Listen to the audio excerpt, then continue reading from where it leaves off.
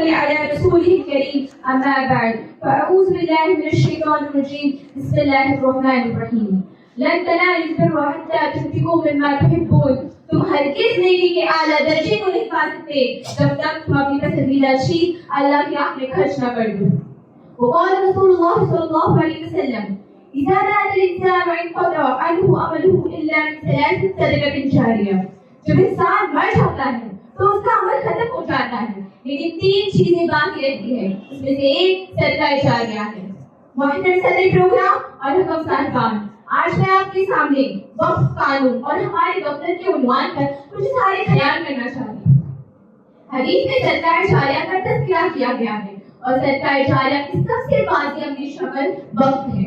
شرعی لحاظ سے وقف یہ ہے کہ کوئی شخص اپنی منقولہ یا غیر منقولہ جائیداد کو مستقل طور پر خیرات یا مذہبی کاموں کے لیے عطیہ کر دے. ایسے وقف شدہ جائیداد کو وقف جائیداد کہا جاتا ہے اور یہ عمومی طور پر مساجد، مدارس، مزار یا قبرستان وغیرہ کے لیے استعمال ہو سکتی ہے. محترم حضرات، بھارت کے وقف جائیدادوں کے انتظام کے لیے بنیادی قانون دی وقف ایکٹ 1995 موجود ہے.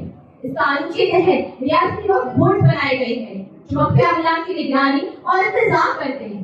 مرکزی وقف کونسل بھی ہے جو مشاورتی ادارہ ہے اور یہ ریاستی بورڈ کو ہدایات دیتی ہے. وقف املاک کو فروغ کرنا، تحفہ دینا، تبادلہ کرنا، رہن وغیرہ طریقے سے منتقل کرنا قانون ممنوع ہے. اگر کوئی سرکار یا نجی ادارے وقف کی زمین پر قبضہ کیا تو ریاستی بورڈ اس جائیداد کی بازیابی کرے. ریاستی بورڈ کو جائیداد کی شناخت اور اس کے اندراج کی بھی ذمہ داری ہے. محترم حضرات، حالیہ ترمیم نے وقف قانون میں کچھ تبدیلیاں لائی ہیں جس میں سے نمایاں یہ ہے کہ وقف بائی یوزر، یعنی اگر کوئی جگہ صدیوں سے مسجد یا قبرستان کے طور پر استعمال کی جا رہی تھی تو وہ زمین وقف مانی جاتی تھی. ہم اس کے کاغذات نہ ہوں، اب اس قانون کو ختم کر دیا گیا ہے. زمین کے سرے کی ذمہ داری اب زیادہ تر ریاستی ریونیو حکام تحصیلدار یا ضلع کلکٹر کو دی گئی ہے. وقف بورڈ کی نئی تشکیل کی جائے گی جس میں غیر مسلم افراد اور کم از کم 2 خواتین ممبران کی شمولیت لازمی کی گئی ہے. محترم حضرات، اسلام نے وقف کا نظام اس لیے دیا تھا کہ امت مسلمہ کی عبادت گاہیں، خانقاہیں، مدارس، یتیم خانے اور فلاحی ادارے ہمیشہ مضبوط رہیں. لیکن افسوس، بھارت میں وقف کی سب سے بڑی کمزوری قانون نہیں بلکہ ہماری اپنی بے توجہی اور غفلت ہے. بھارت میں وقف املاک کی حفاظت کے لیے مکمل قانون تو موجود ہے لیکن اکثر کو یہ معلوم ہی نہیں کہ ان کا حق کیا ہے. کتنے لوگوں کو یہ پتہ ہی نہیں کہ وقف زمین بیچ نہیں جا سکتی.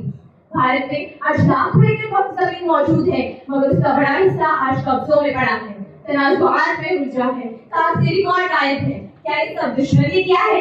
نہیں، اصل ذمہ دار ہماری اپنی غفلت ہے. 2025 کی ترمیم آئی، پورا ملک بحث کر رہا ہے، عدالتوں میں چیلنج ہوا مگر قوم کا ایک بڑا طبقہ آج بھی بے خبر ہے کہ ترمیم میں کیا کرنا ہے اور اس کا اثر کیا ہوگا.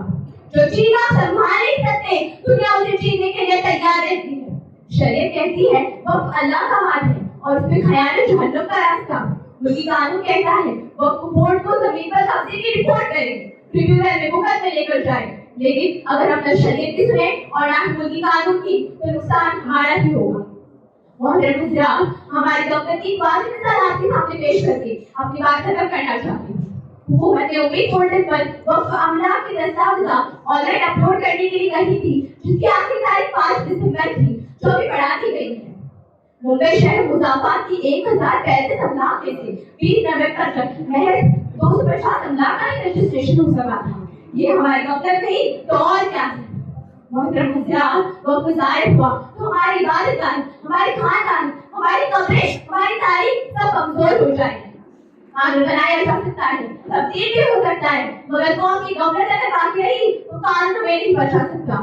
اللہ تعالیٰ ہمیں وقت قانون کو بچانے کے لیے معاملہ کرنے کی توفیق عطا فرمائے اور ہماری غفلت اور لفظشوں کو معاف فرمائے. آمین.